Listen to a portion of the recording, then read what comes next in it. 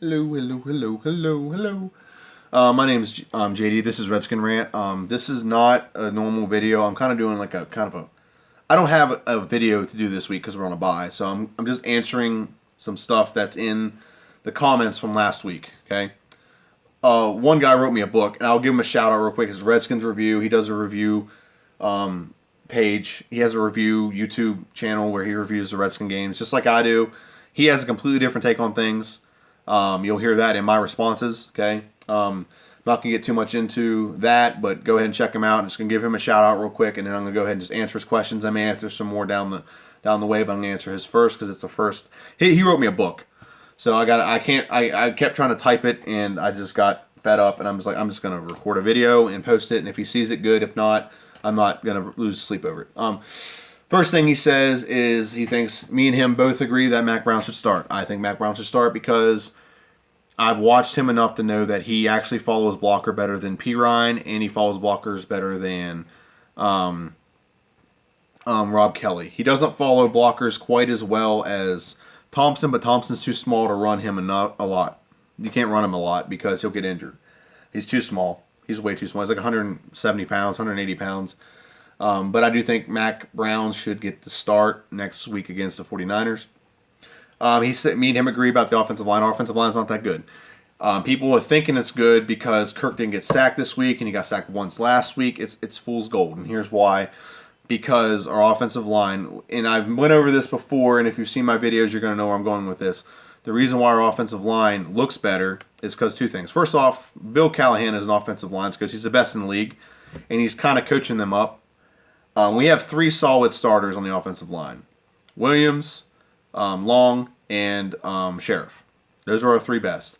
Laval and Moses are, they're not horrible. They're not we could do a lot worse. We can go back and get what's his name? Columbus or whatever his damn name was. We can go back and get that guy and we can be 10 times worse, okay? But they're just not on the same level as the other three. Okay, and when we get sacked, it's usually from one of those three places or one of those two places. Okay, so he's coaching them up, and then the biggest thing is scheme. We're getting the ball out quicker, and this guy thinks, Redskin Review thinks it's Kirk Cousins getting the ball out quicker. No, he's getting the ball out quicker because of scheme. If you go back and look at Game 1, we threw a lot more deep balls in Week 1, and because of that, that set Kirk up to get sacked a lot more. Okay. It's a change in scheme and strategy that is helping the offensive line right now. It is, the analytics don't lie to this. Okay, we have more passes now targeting shorter routes than we did the first game. We keep getting a little bit more every week. Okay, this week we just had a lot of drops and a lot of miscues and stuff like that that didn't help us, but it's not a big deal. I'll get to other stuff later. Okay, so I believe it's scheme. And the numbers support that, but you can believe Kirk is making the offensive line better by throwing the ball quicker. But if it's a timing route, Kirk does have to throw it, but Jay Gruden's making the call. Okay, he's the offensive coordinator. He's making the call. The next one is he's giving me crap. Basically what it is I thought we should have ran the ball on 3rd down and 2 when we were in the red zone. Not taking anything away from Kirk. He threw a dime. And the ball should have been caught. And I'll get into that a little bit later about how the ball should have been caught. And Jay Gruden called a heck of a play. It was a good play. He had 3 options on the play. All 3 options were viable options. You had Dotson. You had Reed over the mid, or you had Reed was open, and you also had, I think one of the running backs out of the backfield was open. Okay. But it wasn't a catch, and you can argue. Anyone can argue all they want. It is not a catch, and I'll explain why it's not a catch next paragraph whenever we actually talk about that. But my opinion is we should have ran the ball, and here's why we ran the ball. Our defense was on the field for darn near 40 minutes. Should have given our defense a breather. Okay, should have given our defense a breather, and tried it. And I'll explain it this way. I used to coach high school basketball. In basketball in Maryland, and I live in Maryland. If you don't know, I live in Maryland. If you don't. There's no shot clock in boys basketball, okay? So if your game's tied, now I understand the game wasn't tied, but we are looking to tie or go for the touchdown. Okay? So, but if the game is tied in basketball, in boys basketball, let's say there's a minute left. You want to hold on to that ball and take the very last shot. Okay, that's the strategy behind that, because you're playing to either A, if you miss a shot, you're tied. You're going overtime. Okay? Or B, if you make the shot, you win. You're playing to either tie or win. Okay? And that's all in your hands. If you shoot the ball with 30 seconds left and you miss, now it's on the other team. It's in the other team's court. They can either tie or win. That's the downside to playing defense.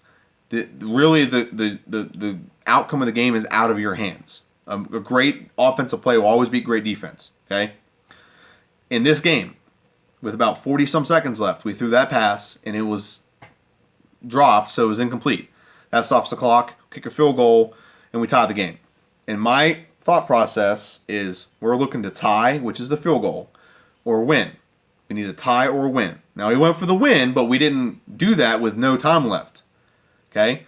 If there's no time left, yeah, throw that pass because you don't have another option. But we had time left. You run the ball there, here's what happens. You get the first down. Let's say you get the first down. Well, then you don't rush anything. You run up and you run another play. You can run another run. You can throw a pass. That way, if it's incomplete, you can stop the clock. Or maybe the Chiefs panic and they call timeout.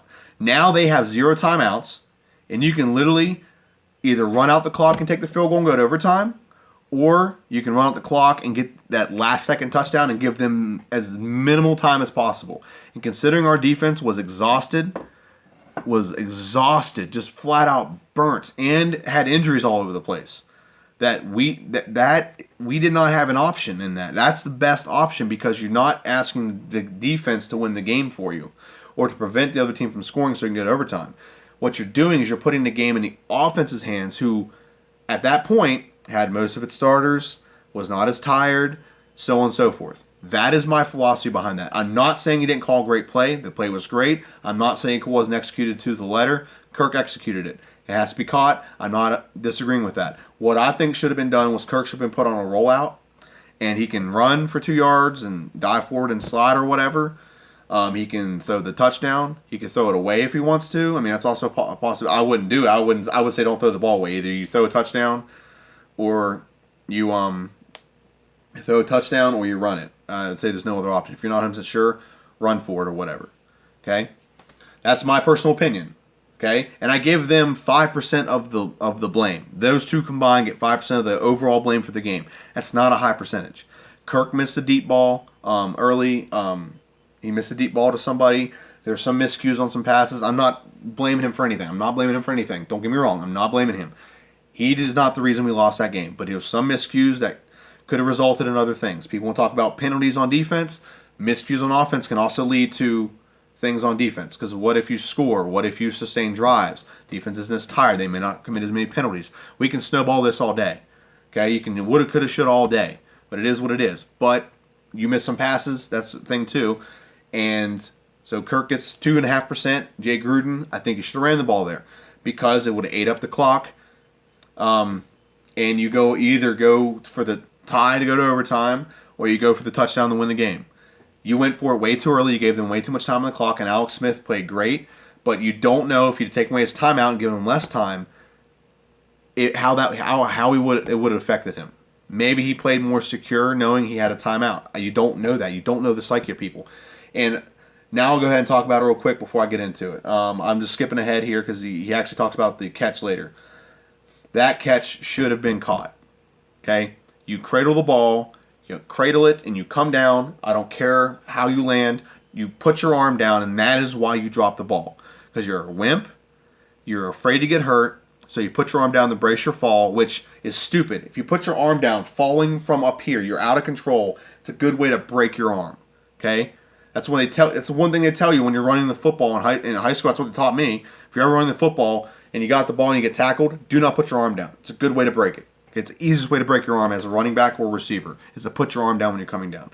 But you didn't. You put one arm down and you in the ground caused a fumble, which everyone of the mothers gonna complain like, oh, the ground can cause a fumble. Yes, it can. He hasn't been established as a runner. Okay, I don't care if you had 2 feet down. You have to have 2 feet down. If you're 2 feet down falling out of bounds, you have to establish yourself and you have to maintain control of the ball. He didn't maintain control of the ball, and he also hadn't established himself as a runner. The difference between a running back who the ground can cause a fumble for and a receiver, the running back, the second the ball is handed to him, it's still a possession. It hasn't been thrown. Okay? The second he touches the ball, it's possessed. Okay? He possesses the ball the second he touches it. Okay? It's completely different. Josh Dobson, I'm going to say this, and I hope it's not true. I'm just going to say it, and this is why you have to make this catch. First off, your first round pick. You have to. You're a big time player. You got to make big time plays. Okay? In my opinion, you should be in the doghouse, and we should be running. Crowder and Jameson should be out there all day. Crowder's proven to us that he is a good commodity. He hasn't been playing great so far this year. I think he's been used wrong. Go back the way he was being used. And Grant has proven that he can catch big plays in the end zone. He's proven that. He's got 2 touchdowns the last 2 weeks, and he's been a decent player. Okay, if you look at my video before preseason, that's what I said. I said he's a good asset, and I'm that's why I thought we let go of Jackson. I'll get into that a little bit later too. Here's why you got to catch that ball. First off, we don't know the psyche of this team. We don't know how mentally tough the Redskins are right now. I would like to say they are very mentally tough, but there's nothing to prove to me. I think just personnel alone is.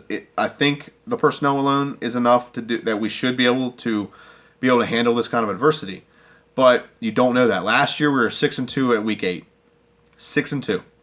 Okay, we ended the season 8-7-1.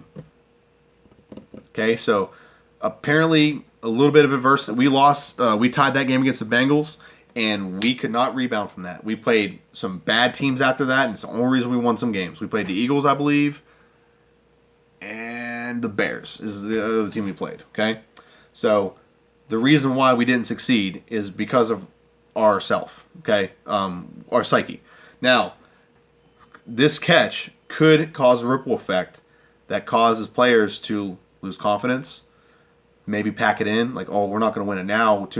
A large loss like that can be detrimental, okay? Just like losing a Super Bowl the way the Falcons or the Seahawks did a couple years ago can be detrimental to your psyche. So can losing a game like that you had them, and you had them, and you had them, and all your screw-ups could have been eliminated by one play, and you screwed it up, and you didn't finish the play. Every mistake that we are talking about could have been eradicated with that catch.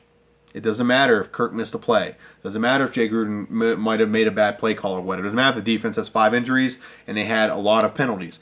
Those are irrelevant if he catches that pass.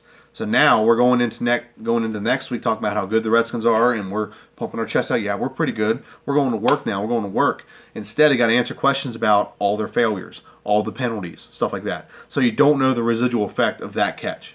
I don't think so. I think we're mentally tough for this year as a team. Well, we don't know that yet. Redskins don't have a history of being mentally tough. We don't. We're front runners. We've had that for a long time, or for the last few years. Okay, back to this. And you said the 2 losses, that things we have in common with our losses. The 2 losses have in common is that Kirk led us in rushing. Well, okay, you're not being complete here. There's more than just that is the reason why that is in common. What's also in common is Kirk's completion percentage is below 60%. 57.5 for one game and 58.3 in another game. So that's one thing that is a correlation. Second, the Redskins actually have a very good stat that they should look into, looking for future benefits of the team overall, I should say. Redskins in the last 21 games that they have had 25 rushes or more, planned rushes, I'll get to that in a minute why I'm saying it like that, like actual design rushes. The Redskins are in 21 games, they are 18-2-1. Okay? So when we run the ball 25 times, planned running, 25 times, we have a pretty high success rate of winning. Okay? 18 out of 21, I'll check that percentage real quick. I mean, I'll take the winning, I'm pretty confident the winning percentage is either 80s or 90s. 18 divided. It's 87%. I'll take a winning percentage of 86%. I will. Okay, so that's something that needs to be taken into effect, that we need to start running the ball more. And the reason why I'm saying that it's design runs is because we had 26 rushes in this game, but 5 of them were scrambles by Kirk Cousins. Okay, so he had only 2 design runs in this game, and the other 5 were designed to the other 5 were not designed. They were just him scrambling. Okay. What also is a correlation between both of our losses is the fact that the amount of deep balls. Amount of deep balls. We had more deep balls in this game than we've had the last 2 games combined. Deep balls attempted. Okay, we were 2 for 4 in this game. In the last few games, we've been pretty bad. Which 2 for 4 is actually enlightening because it's actually better than we've had the last 3 games combined. Okay, so 2 for 4 percentage on that is 50. That's 50%, which isn't great, but it's not horrible. But before that, we're looking at like 3 for 19 or something like that. That's how bad the percentage was. It was really bad for deep balls. So that's actually another correlation that we're having. In time of possession, where the Redskins, the defense was on the field for nearly, it's like 38 minutes or 37.9 minutes. It's almost 40 minutes. Dang near 40 minutes. Which is why I gave the defense only 20% of the blame. Okay, they only deserve 20% of the blame because of the fact that they had a lot of injuries. They're on the field too long. Some penalties were not their fault, and I'm going to go ahead and address this because he mentions it. He mentioned it in his video, so I'm going to mention mine. I think this call needs to be changed. This is what a lot of teams do, and they do this a lot, and I'm tired of it. The legal hands of the face. This is what teams do, and Andy Reid teams are notoriously good for this because I think he teaches it. Okay, whenever you're a defensive back, you put your hands up like this to jam the guy on the edge. Okay. As soon as the guy goes to put his hands up, the receiver does this, dips his hand in, his face mask, into the other guy's hand, and gets an illegal hands of the face call. Every time. He does it, and it's not an intended face mask. The guy's trying to defend. The guy just dips his face mask into it and gets an illegal hands of the face call every time. And I'm tired of it. I've seen plenty of teams do it. I could teach 10-year-olds to do this. It's something that is completely ruining the game of football because the one we got, like to sustain one of their drives that was against us, was the one we got to sustain one of our drives was it was away from the play. It wasn't close to the play. I don't believe you should be able to call a play, something like that, away from the play and reward the offense, who wasn't even looking in that direction to begin with a first down. I don't think that's right, personally, but, I mean, life's not fair, but it is what it is. I've already talked about the catch. I'm not going to get back into that. So, yeah, Kirk, there's a lot of correlations. One of it's Kirk's completion percentage. One's running. Another one is time of possession. So there's a lot of correlations between both of our losses. A lot of people want to blame defense. Our defense is not the reason we lost that game. They're the reason they hung in there with a lot of guys banged up. Okay, they played hard, and I give them credit for that. And yeah, I know Piron fumbled the ball. I know he fumbled the ball, but we have one fumble for a loss, which is the one at the end of the game. Okay, and I missed that because I was too busy yelling and screaming about Josh freaking Dobson being a sissy that I missed that play because I'm like, I just don't want to. I don't want to see the play. I don't want to see it. So I didn't even watch it, and Crowder, there was actually 3 fumbles in the game. 2 we recovered. Piron knocked that out of bounds, so we retained possession. Kirk fumbled, but he landed back on it, or somebody landed on it. And then it might have been, I think it was Jordan Reed. And then Thompson fumbled on the last play. Okay, so go ahead. I'm past that now.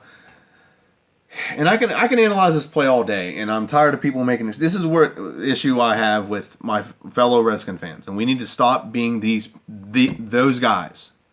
Can we not be these people anymore? We are excuse ridden. The second we are done a game that we lose, everyone and their mother is fishing for excuses for people. When we lost to the Eagles, everyone and their mother was fishing for excuses for why Kirk Cousins didn't succeed. Okay. Everyone and their mother. Oh, the offensive line was bad. Guys were dropping passes. Okay, well, Kirk wasn't throwing good deep balls. He was 1 for 6 on deep balls in that game. 1 for 6 or 0 for 6? One of those two. I think it was 0 for 6. Okay, on deep balls in that game. He overthrew guys by like 10 yards. Okay, it wasn't good. It was not good at all. It was horrible. It was atrocious. It was a catastrophe. I don't know any other words I can use to describe how bad he was in that game. And he had 3 turnovers by himself. 1 interception, 2 fumbles. Okay? But everyone and their mother want to make the excuse, his offensive line's bad. Okay, then get rid of the ball quicker. Okay? Or run like you did this week. Okay, the offensive line is still bad. Why is it the offensive line was only bad week 1, but now it's fine? Well, because of what I said, it's scheme. But you held the ball too long. You got to hang on to the football. You got to have pocket presence. You got to not throw an interception in the red zone. Okay? This week, everyone and their mother want to make excuses for Josh Dobson. Oh, he had a face mask. That's a touchdown. The referee screwed us. They should have called a face mask. Yada, yada, freaking yada. Okay? You got to catch the ball. Don't put the game in the referee's hands. Just like Kirk Cousins, week 1. Don't put the game in the referee's hands. Give her the ball so you don't have to fumble it. Okay? And then they run in the end zone with a touchdown. Make the game-winning play. Make the game-winning touchdown. Okay? I believe you can do that. Now I'm going to get to the last part, which is going to be the bulk of this video, which sucks because it's 20 minutes in. Okay? For the last time, and I'm tired of people who cannot understand this, and people, I'm not sick of him per se, it's just in general. It's an in general thing that people don't understand. Okay? Kirk Cousins is a product of a really good offense and really good offensive weapons. Okay? How has Andy Dalton done since he's lost Jay Gruden and he lost Hugh Jackson? Someone answer that question for me. He's not done very good at all. He made the playoff once since he lost those coaches. Once. Okay? Actually, he lost Hugh Jackson and he hasn't made the playoff since. And he ain't going to make it this year either. So, okay, Jay Gruden was shipped away 2 years before that before Hugh Jackson left. Okay? So Kirk is a part of a very good offensive system with good weapons. You don't believe me? Everyone and their mother's complaining that we got rid of 2,000-yard receivers. If Kirk Cousins is so good, why do we need 2,000-yard receivers? Whoever we put in there should be successful enough. Because he's not an elite quarterback. He's a good quarterback, and I don't get me wrong. I'm going to say it right now. I'm going to say it again because people don't fucking listen. Okay? People don't fucking listen. They don't watch the video. They'll watch one part and then they'll comment and then they won't read the rest of it. Okay? Kirk Cousins deserves to make $20 million a year. He is nothing more than $20 million a year. And the reason why that is because if you pay him more than $20 million a year, you can't pay the Garcons or the Jacksons or to put a good defense on the field or to pay Trent Williams. You're not going to be able to put a good team around him, and therefore he will not be successful. We will be paying a quarterback to be subpar because the talent around him is subpar. He is as good as the talent around him. He is not an Aaron Rodgers. If he was Aaron Rodgers, give the guy $30 million because Aaron Rodgers has a Jordy Nelson who, in my opinion, is not very good right now. And he has a bunch of Band-Aid receivers who are not very good right now, a Band-Aid offensive line, and a crappy defense, and he still is 3-1. He still is the best quarterback in the league, and he still dominates people. That's how good Aaron Rodgers is. Tom Brady's the same way. Okay? If he's that, give the guy what he wants because it doesn't matter what you put around him. He'll make it work. Okay? But Kirk is the product of a lot of talent around him. He has two tight ends. I think they're both elite, but you can say one's elite in Reed if he's healthy, and the other one's really good in Davis. And Davis has actually done pretty well this year. He had a 70-some yard run this week, and he had a touchdown catch last week. Okay? He's been very effective this year. So we have two, in my opinion, elite, but you don't have to you can say one elite and one good if you want, but two elite tight ends. We have decent receivers. Josh Dobson is talented enough to be good.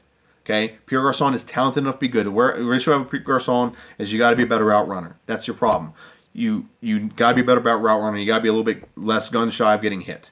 Okay, that's your problem right now. You're a great jump baller, but we can't all be Calvin Johnson. You have to run. We can't throw the ball 70 yards every time. You have to be able to catch the ball.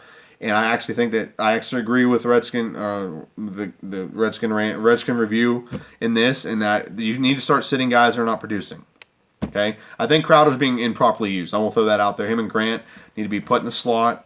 Crowder has not been very shown much this year, and there's a reason for that.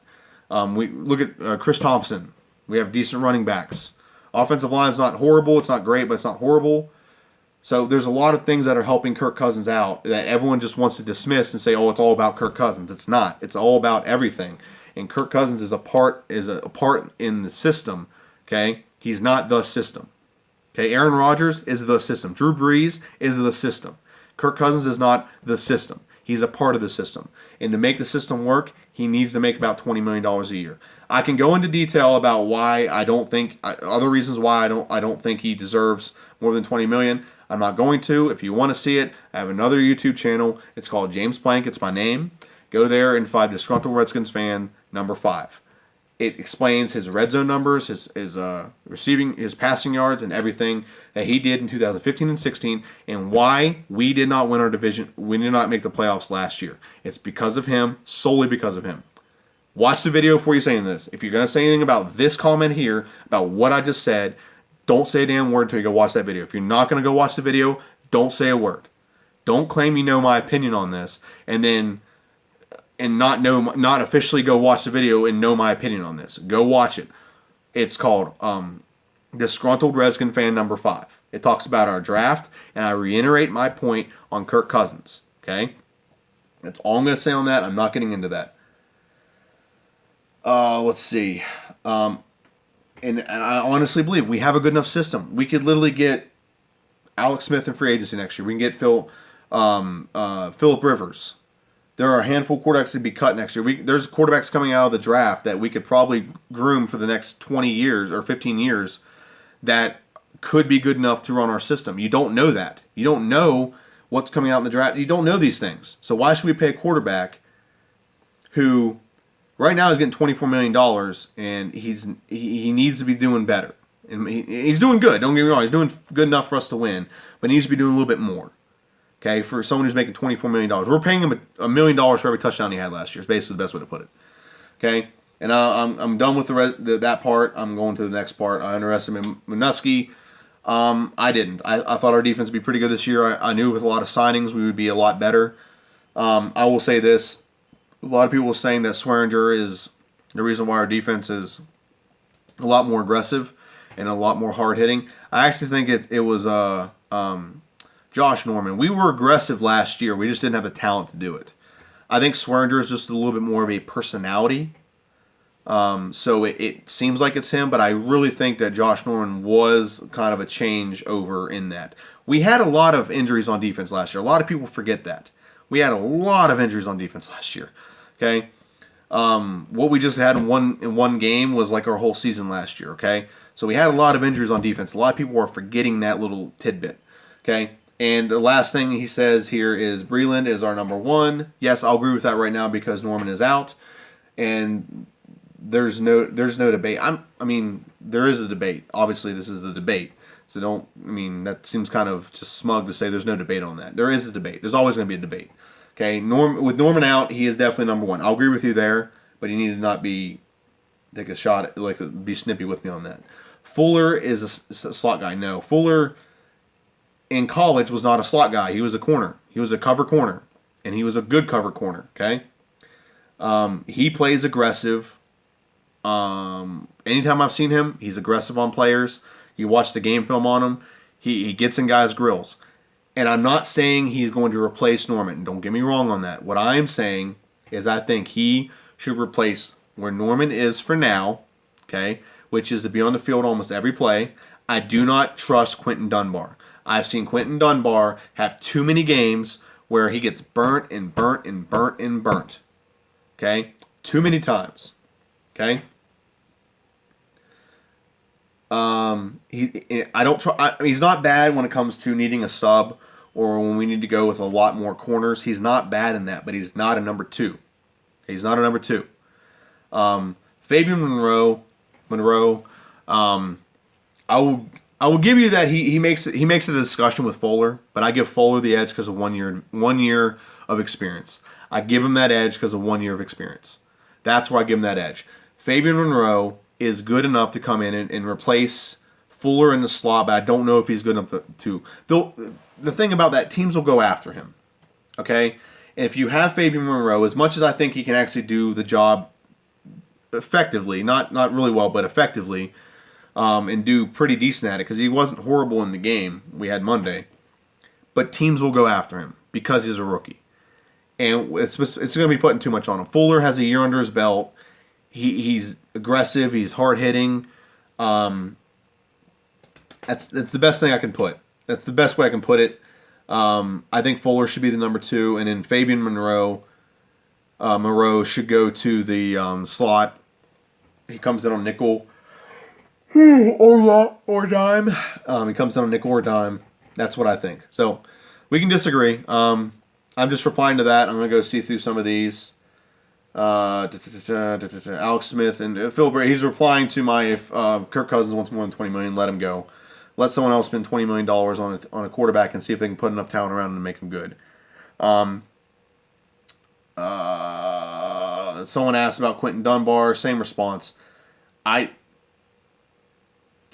just don't think that he is good enough. He's had enough games where he has not been effective. He has a couple games where he's just not been effective. Dunbar, yeah, he's been there longer. I'll give you that. But I just think Fuller's more aggressive. And the game we're going into, it'd be different if it was a different game. The game we're going into is a perfect game for Fuller. We can put Breland on Garcon, and Fuller can match up with the second receiver on the 49ers. Okay? And I think you have enough time to prep him for it. That's my personal opinion. Okay? You don't have to agree with me. I mean, eventually Jay Gruden's going to make a decision, but that's my personal opinion. I think that it would be better for Fuller to do that, because Fuller, I think, is going to be long term is going to be one of the corners we're going to have. Quentin Dunbar's not going to be around for 3 more years. He's not. He's not good enough to keep on the roster. At least at the money he's going to be worth on the open market. We're not going to pay that much. We're not going to have the money, especially if we pay Kirk Cousins $28 million. So the last thing I want to say is, I love the Redskins. I appreciate other people that love the Redskins as much as I do. We can disagree. Don't be disrespectful to me in my comment. Okay, I'm not saying you were. I think the way you're saying it to me is like you're lecturing me. Okay, it's just better if you just type out your thoughts rather than a dang book. I shouldn't get a book in a comment. Okay, if you want to do that, we can actually collaborate and make a video where we can debate back and forth. I wouldn't mind that. But on any other note, that is my video. This is just kind of I'm just going to call it a midweek something. And it's just in reply to a bunch of comments. And there's one comment in particular because it was a book and I'm really tired of typing it. So, my name is JD. Thank you for getting at me. Thank you for watching this. Go Skins. See ya.